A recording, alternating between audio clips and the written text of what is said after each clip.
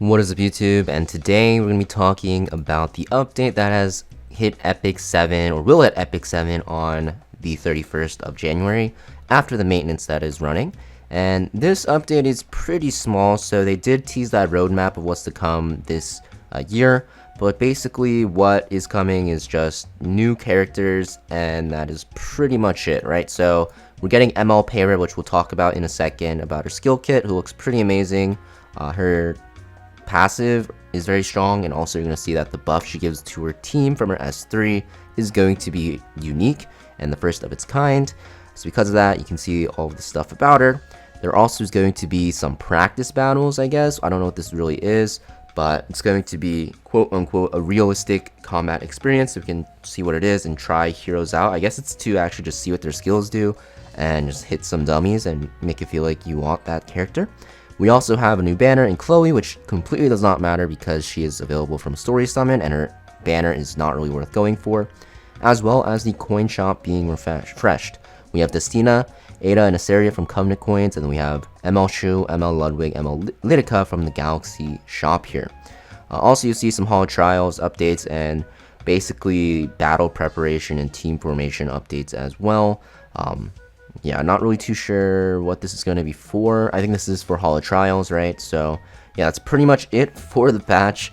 Very, very small. Yeah, not going to really talk about it too much, but let's look at Peira's skills one more time. So here is going to be Peira's teaser that just went on Epic 7's official channel. This is her animation for her S3, which looks pretty cool, like right out of a steampunk anime kind of thing. And these are her design, like blueprints and stuff like that. But let's actually get into the meat of things and look at her skills here. So actually, before we do that, let's look at her stats. So you can see right away she is a very fast warrior here, which makes her pretty tanky as well because she's a warrior and she has decent attack. And 121 speed is very, very fast for a warrior. And if you look at her S3, it is going to be a 2 debuff cleanse from your team or dispel from your team before you grant Rampage to Dark Elemental allies for 3 turns. And we'll also give them Swift Attack. Swift Attack is going to be when you end your turn, you'll get 50% CR. And also you'll get an extra turns. And this is going to be very good when you look at her passive. The extra turn is going to be very powerful. But Rampage here is going to be a speed and evasion buff by 20%, which will be very, very good. Obviously on stuff like Remnant Violet and things that can evade, it'll be very, very annoying. But I think this will add some RNG to the game, which is going to be frustrating to play against. And maybe Remnant Violet will make a return with this. And you know, if you pair this with something like an Assassin Cartuja, Remnant Violet's going to be at pretty much 100% evasion, which is going to be scary because we all know when Remnant Violet dodges and evades, he's going to be very powerful. So this is the animation here. You can see the S3, and you'll also see that you're not going to only be using her with evasion characters, although they're very good.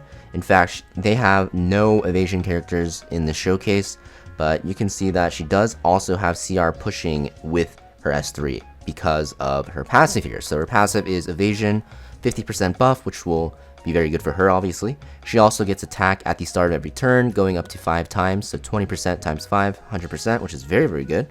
And also at the end of the turn, you'll increase combat readiness of your allies by 10%. So because her S3 gives an extra turn here, and we saw it, you're going to see that at the end of this S3 animation, you'll see your team get CR pushed as well because of her S2 passive. And then she takes another turn here, which will also push your team as well, which is going to make her very powerful. S1 is going to be a single target attack that has a defense break going up to 75%. If you soul burn it, it will actually be AoE, and I believe this can also defense break as well. And what ends up happening is her S1 will also inflict additional damage proportional to the caster's attack. It looks like it didn't defense break when the AoE was going. I don't know if this is because it looks like because immunity is popping up that it does still defense break, it just didn't land at all, which seems very powerful, right? If you're cleaving, you have a 20% CR push, and you also have the Soulburn S1 to try to defense break everyone. So she can be used not only with evasion teams, but also with aggressive teams, it looks like, because you have to keep in mind her S3 also gives Swift Attack, which will make her very good into cleaving aggressive teams, which I think is what she'll be used in. Even though she has like this evasion buff for her team, I think the biggest part here is going to be speed, which will make your team lap faster, and the evasion is mostly going to be to dodge like counter attacks and stuff like that against like anti-cleave teams. So she's going to be very good in like aggressive cleave teams, it looks like, and you're going to see that she is going to be available available from Mystic Summon pretty much after the maintenance ends, so January 3rd it says, so I definitely will be trying to pull for her and showcase her for you. I don't know if I can get her because I don't have enough for Pity, but I think she looks like a pretty fun character overall. So let me know in the comments down below what you guys think about her. I definitely will try to go for her, and I'll see if I can showcase her for you guys, but I think she looks pretty fun and very good for Cleave teams.